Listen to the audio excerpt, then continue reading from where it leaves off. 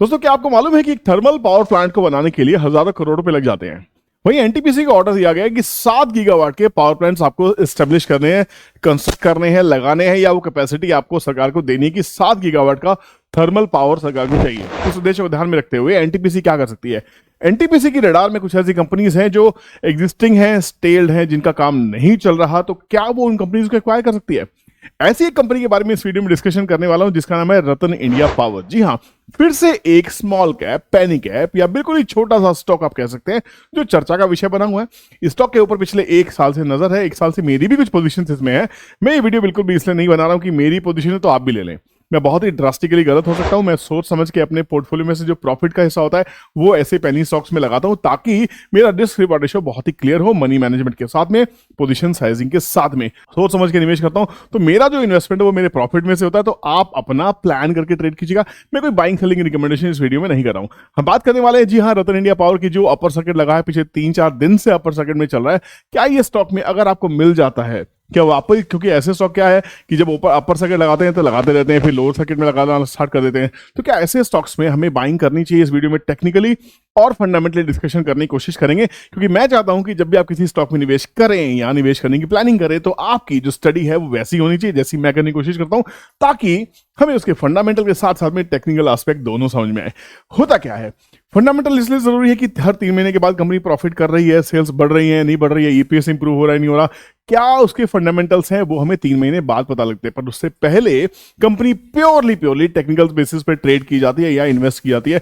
हम देखते हैं कि बायर आ रहे हैं या नहीं आ रहे हैं, या उसमें से बायर्स भाग रहे हैं या नहीं भाग रहे हैं।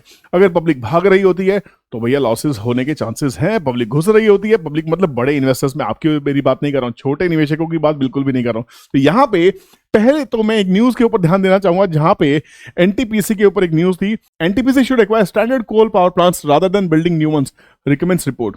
नया बनाने के लिए 3 से 5 साल लगेंगे कमीशन करने के लिए उसको, फिर वहां पे हजारों करोड़ रुपए आपके लग जाएंगे। सरकार पावर के ऊपर बहुत सोच रही है, ये मैं आपको पहले से कह रहा हूं। वहीं आप देखेंगे जेपी पावर भाग रहा है, रिलायंस पावर भाग रहा है। रिलायंस पावर के ऊपर भी वीडियो लेके आने वाला हूं, बने रहिएगा चैनल के ऊपर में। तो अगर चैनल को अभी तक सब्सक्राइब नहीं किया है तो पहले वीडियो को पॉज कीजिए, सब्सक्राइब का बटन दबाइए, एक लाइक प्रेस कीजिए, कमेंट डालिए, मजा आ रहा है। आगे चलते हैं, किस स्टॉक के ऊपर आपको वीडियो चाहिए वो बताइएगा। हम डिस्कशन करने वाले इस न्यूज के ऊपर में, जो न्यूज हालांकि पुरानी है, 22 जून की न्यूज है। रतन इंडिया पावर आज क्यों चल रहा है? तो हो सकता है हलचलें तेज हो। यहां पे कहानी ये है कि एनटीपीसी को अपनी कोल बेस्ड पावर प्लांट्स को एक्सटेंड करना है to meet India's energy requirements. ध्यान रखिएगा, ऑलमोस्ट हिंदुस्तान सर्दियों से गुजर रहा है। यहां पे सर्दियों में पावर की उतनी डिमांड नहीं होती, पर जैसे ही गर्मी आएंगी पावर की जो डिमांड है वो इरप्ट करने वाली है। सोलर पावर हो चाहे विंड पावर हो, वो अभी हमारी रिक्वायरमेंट्स को इमीडिएटली मीट आउट नहीं कर सकता। इमीडिएटली मीट आउट करने के लिए हमें थर्मल पावर के ऊपर में डिपेंड होना ही पड़ेगा, थर्मल प्लांट्स के ऊपर डिपेंड होना ही पड़ेगा। इसीलिए कोल इंडिया को भी सरकार ने निर्देश दिए थे कि अपनी जो कैपेसिटी है वो बढ़ा लीजिए। उसी कदम पे एनटीपीसी को कहा गया है कि अपनी जो कोल बेस्ड पावर प्लांट्स हैं उनको एनर्जी को मीट करने के लिए उनकी कैपेसिटी को बढ़ाइए। So instead of building new coal based power plant, NTPC should acquire standard thermal plants that will meet India short term emergency security needs. तो इसी केसेस में बहुत सारे ऐसे स्टॉक्स हैं जो चल रहे हैं। यहां पे रडार में आता है रतन इंडिया पावर प्लांट का नासिक का पावर प्लांट। रतन इंडिया नासिक पावर प्लांट, किसकी कैपेसिटी कितनी है? इसकी कैपेसिटी है 1.3 गीगावाट के आसपास में।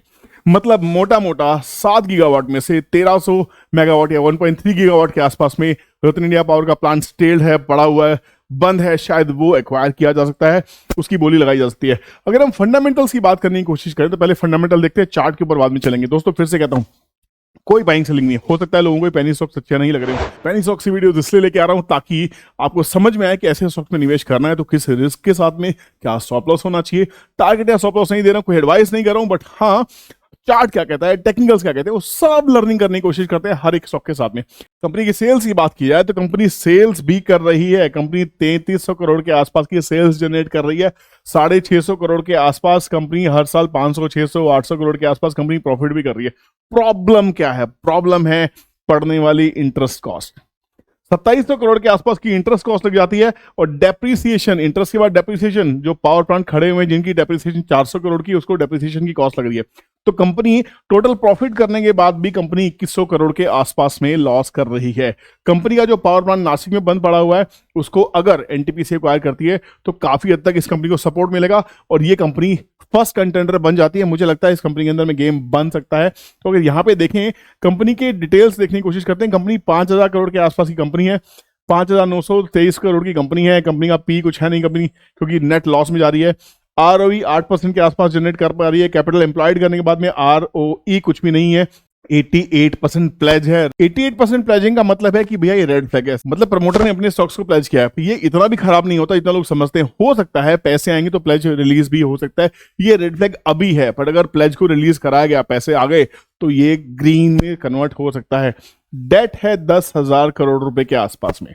ये है जिसकी इंटरेस्ट कॉस्ट, मतलब 10,000 करोड़ के ऊपर में हर साल 2,700 करोड़ के आसपास का डेट कंपनी झेल रही है। 400 करोड़ के आसपास की डेप्रिसिएशन कंपनी झेल रही है। तो अगर ये ठीक हो जाए, ये मैनेज हो जाए, तो कमाल होता है। तो एनटीपीसी अगर इस कंपनी को एक्वायर कर लेती है, इस पावर प्लांट को, कंपनी को नहीं, इस पावर प्लांट को अगर एक्वायर कर लेती है, या पीपीपी मॉडल पे या किसी भी मॉडल के ऊपर जाके उसके बाद में कोई साठगांठ करती है, तो काफी अच्छा पैसा कंपनी को मिल सकता है। और ये डेट कहीं ना कहीं कम होता दिखाई देगा। डेट कम होता दिखाई देगा तो प्रॉफिट बढ़ते दिखाई देंगे। कंपनी हो सकता है सही हो जाए।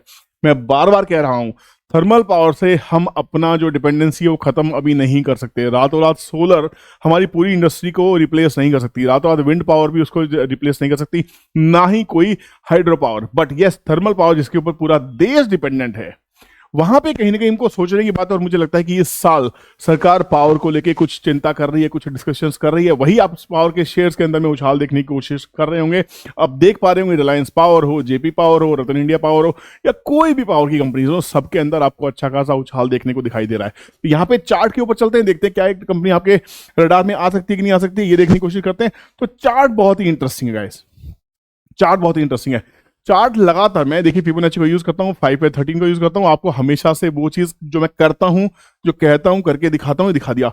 किसी ने कमेंट किया था, सर क्या आपने यस बैंक बाय किया क्या? आप रिकमेंड तो करिए, वीडियो तो बना रहे। दोस्तों मेरे पास इतना कैपिटल नहीं है कि सारे शेयर्स को बाय कर सकूं, पर जो जो शेयर्स मैंने बाय किए, अगर आप जानना चाहते हैं, ट्रेडिंग का हिस्सा बनिए। वहां पे लाइव आपको दिखा दूंगा मेरे पास में क्या है। बहुत सारी कंपनीज मेरे पास में, हाँ रतन इंडिया पावर के शेयर मेरे पास में है। कितने हैं मैं नहीं बताऊंगा, ताकि आप इससे इन्फ्लुएंस ना हो सकता है 100 शेयर, आप 100 शेयर मान लीजिए, 10 शेयर मान लीजिए, जो आपका मन करे।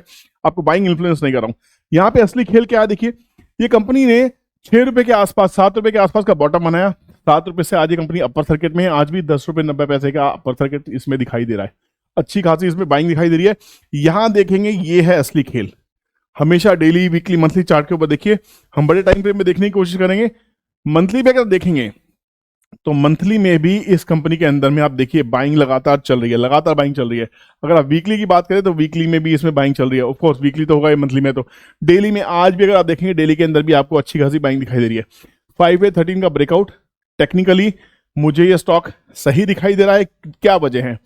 एक तो आपका ट्रेंड लाइन ब्रेकआउट इसमें दिखाई दे रहा है, 5/13 का ब्रेकआउट इसमें दिखाई दे रहा है, तो मेरे लिए ये स्टॉप लॉस बन जाता है। आप ऑप्शंस में 0 तो करते हैं ना, आप 10 रुपए की ऑप्शन खरीदी, 0 का स्टॉप लॉस लगाया, छोड़ दिया। आप ऐसी कंपनीज में जिसमें थर्मल पावर है, यहां पे 0 करके देखिए, शायद कुछ वेल्थ क्रिएट हो जाए।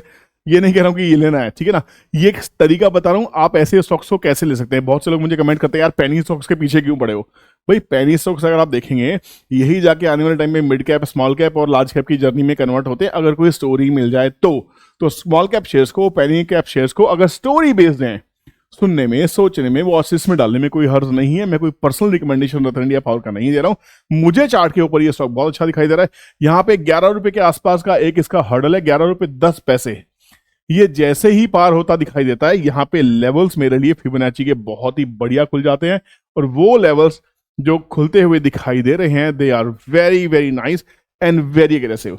11 रुपए के एक हर्डल के बाद में 14 रुपए तक ये स्टॉक ज्यादा दिखाई देता है, तो यहां से और भी अच्छी रैली दिखाई देती है। 14 रुपए के बाद में जो लेवल्स इसके दिखाई देते हैं, वो दिखाई देते हैं 21 रुपए, 28 रुपए, 32 रुपए। होने का कुछ भी हो सकता है। स्टॉक मार्केट में हमने बहुत सारे ऐसे इवेंट पहले भी देखे जो ऐसे प्लान हुए हैं। ट्रेंड ट्रेडिंग कैलकुलेटर की अगर बात करें, तो ट्रेंड ट्रेडिंग कैलकुलेटर मेरे लिए क्या इसमें निकाल के देता है? ट्रेंड ट्रेडिंग कैलकुलेटर कहता है कि भैया 6 रुपए के बाद में इसका ब्रेकआउट था, 6 रुपए का सपोर्ट दिया था, आपने देखा हुआ इसका ऑल टाइम लो जो है 6 रुपए के आसपास में ही है, 9 रुपए के आसपास में अभी चल रहा है, इसको पार किया है। तो अगर ये ब्रेकआउट देता है, ये ब्रेकआउट सस्टेन्ड ब्रेकआउट है, विद वॉल्यूम्स है, तो this is heading towards 12, 16 and probably 20। भैया हैंड्स अप, कोई बाइंग सेलिंग एडवाइस नहीं है। बार बार डर लगता है सेबी से, बार बार डर लगता है उन लोगों से जो भैया ये पकड़ने की कोशिश करते हैं, देखो देखो इसने टिप दे दी। मैंने कोई टिप नहीं दिया है, मैं ड्रास्टिकली फेल हो सकता हूँ। सिर्फ ये डिस्कशन को करने की कोशिश कर रहा हूँ कि क्या टीटीसी का जो लेवल है, टीटीसी का जो सिग्नल है, क्या वो चार्ट पे दिखाई दे रहा है? क्या चार्ट पे आपको वाकई बाइंग दिखाई दे रही है? अगर यहां पे आपके पास में बायर आ रहे हैं, अगर बड़े इंस्टीट्यूशंस अगर इसमें सवार हो रहे हैं, बार बार इसमें आ रहे हैं, तो कहीं ना कहीं ये वॉच लिस्ट में तो हो सकता है। लेना या नहीं लेना ये आपकी मर्जी है। दोस्तों इस इंटरेस्टिंग एनालिसिस के साथ आपका विदा चाहूंगा और आपका धन्यवाद करना चाहूंगा कि चैनल के ऊपर 10,000 सब्सक्राइबर्स हो गए 1 महीने के अंदर अंदर में। सब आपकी देन है, सब आपकी दुआएं हैं, प्यार बनाए रखिएगा। मैं ऐसे इंटरेस्टिंग वीडियोस आपके साथ में लेके आता रहूंगा। और अगर अभी तक चैनल को सब्सक्राइब नहीं किया, please subscribe, hit the bell notification so that you don't miss any of the opportunities, any of the videos, and like comment करके चले जाना, एक फॉर्मेलिटी है। Thank you so much. मिलते हैं किसी नई इंटरेस्टिंग वीडियो के साथ में, तब तक बाय बाय, जय हिंद।